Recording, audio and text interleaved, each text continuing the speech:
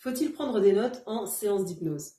Alors, nous avons deux écoles. La première qui préconise de prendre des notes, à travers l'anamnèse, de remplir le concept T, c'est-à-dire de noter d'un côté ce dont notre client a le plus besoin et de l'autre ce dont il a le moins besoin, afin d'élaborer la séance d'hypnose. Puis, il y a une autre école, dont je fais partie, qui préconise de ne surtout pas en prendre. En hypnose conversationnelle, il est recommandé de ne pas prendre de notes, puisque l'on s'intéresse au langage non verbal et paraverbal de notre client.